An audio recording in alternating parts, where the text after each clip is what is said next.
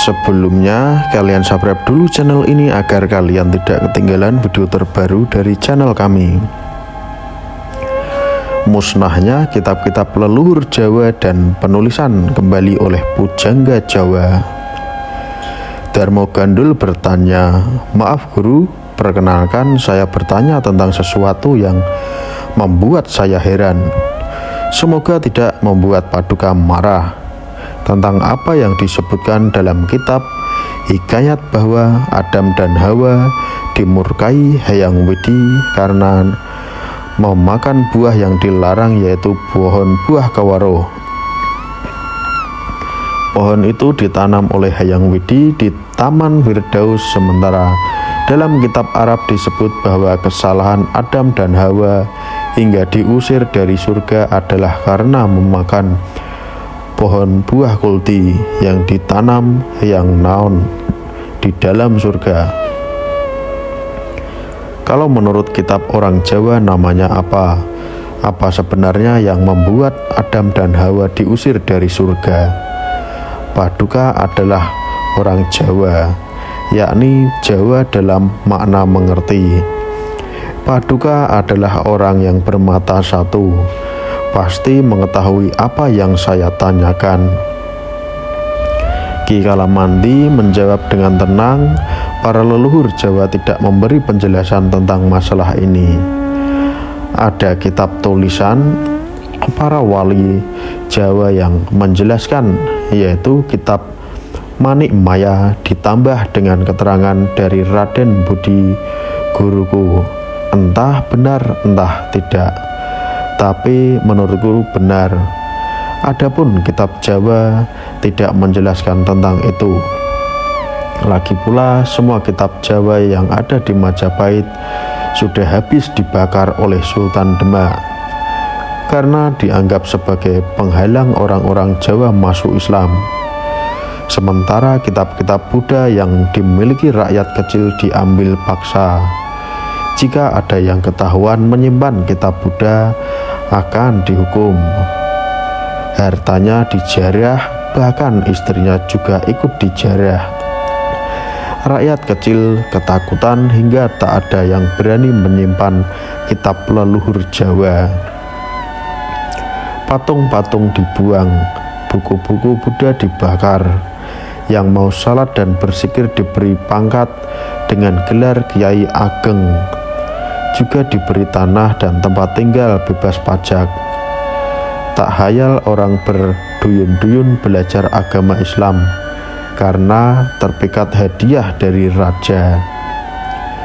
Agama Islam makin menyebar, agama leluhur kian menyurut. Orang-orang terbujuk dalil-dalil, lantas berlomba untuk menghadap ke barat sambil geleng-geleng kepala. Dengan suara tidak jelas mereka diberi makan Bismillahirrahmanirrahim. Mereka berdiri sambil berteriak, memegang perut, tangannya bergerak-gerak, jungkar-jungkir, lalu duduk membaca syahadat. Hidupnya terlena hingga mau meninggalkan adat leluhur, tega merusak patung pujaan dan membakar kitab leluhur.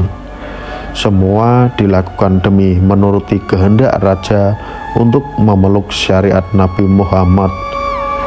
Masih untung ada Sunan Kalijaga yang berusaha melestarikan peninggalan leluhur dengan membuat wayang kulit.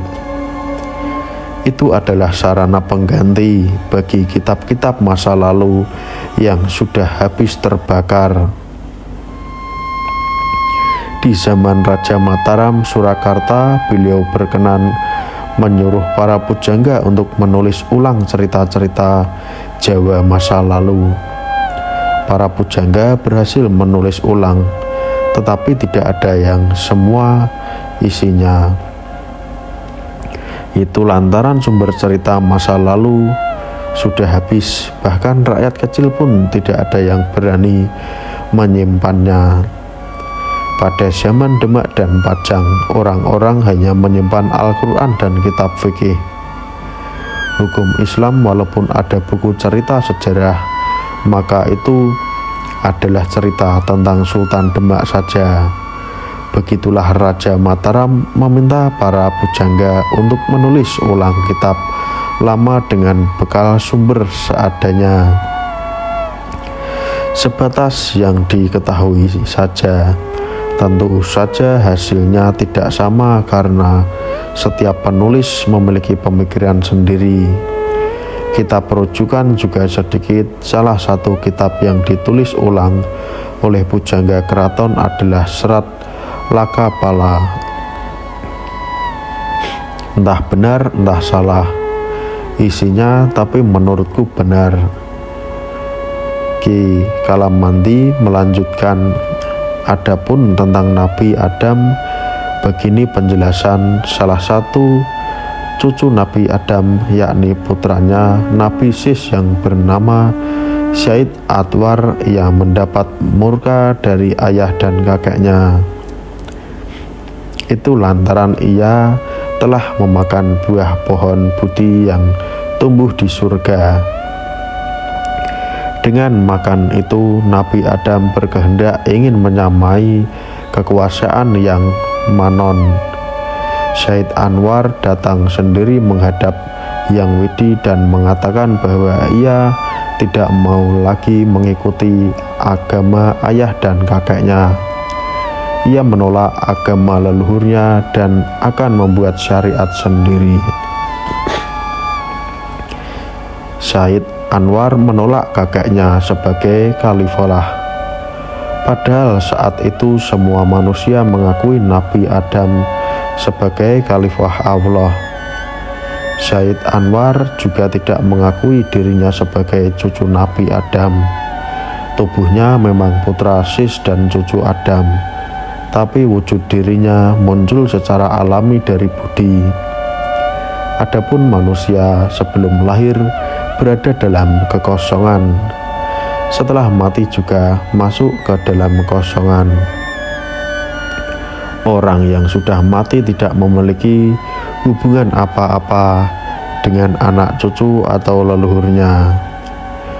Nabi Adam dan Isa marah dan mengusir Syed Anwar. Keluar dari tanah Arab, Syed Anwar berjalan ke timur tanpa tujuan, hanya mengikuti langkah kaki saja. Akhirnya ia sampai di negeri Dewani dan menghadap raja. Ia mengisahkan dirinya yang diusir ayah dan kakeknya karena menolak mengikuti agama leluhur, serta berani memakan buah pohon budi yang dilarang oleh Yang Widi. Syed Anwar diterima oleh sang raja dan diambil menantu. Bahkan ia mewarisi tahta sang mertua. Syed Anwar menjadi raja bergelar Prabu Nur Cahya. Ia membawahi segenap manusia dan para jin yang berdiam di negeri Dewani. Prabu Nur Cahya mengganti negeri Dewani menjadi negeri Jawa. Makna dari Jawa adalah nguyah bahwa, menuruti bahwa, yaitu menuruti kehendak cipta pikiran dalam batin, berkehendak agar anak keturunan tetap menjadi raja di tanah Jawa. Prabu Nur Cahya menjadi raja Jawa yang benar-benar paham tentang kawaruh lahir dan batin. Prabu Nur Cahya juga membuat huruf yang jumlahnya 21 huruf, disesuaikan dengan pengucapan lidah manusia yang diberi nama sastra Jendra Prawatadi. Prabu Nur Cahya memiliki putra bernama Nusra. Ia menikah dengan putri jin yang juga memakan buah budi. Prabu Nurasa memiliki putra bernama Sang Hyang Winang yang juga memakan buah budi. Ia juga menikah dengan putri jin dan memiliki putra.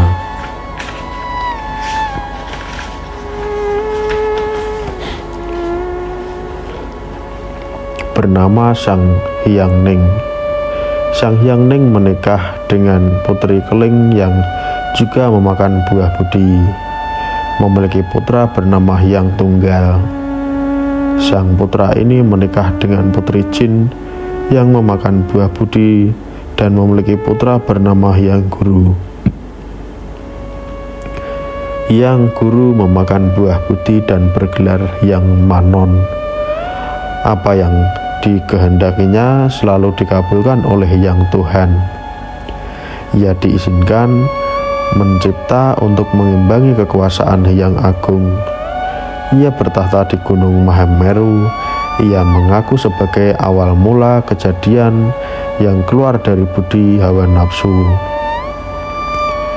Ia juga mengaku sebagai dewa yang mampu mewujudkan sifat roh. Agamanya bernama Budi. Orang-orang terbiasa menyebut Buddha saja. Lelakunya adalah bertapa agar semakin sakti. Ia juga mengaku Hyang Widi yang setiap kehendaknya terkabul. Dewa itu memiliki dua pengertian, yaitu budi hawa, kesadaran keinginan, serta wati, dewa batang yang memanjang. Adapun Dewi adalah dewi perempuan, artinya adalah hawa wiyar, lubang yang lebar. Padahal lubang itu panjangnya hanya sejari, tapi mampu dilewati kepala bayi. Apa pendapat kalian tentang buku ini? Silahkan beri komentar di bawah ini.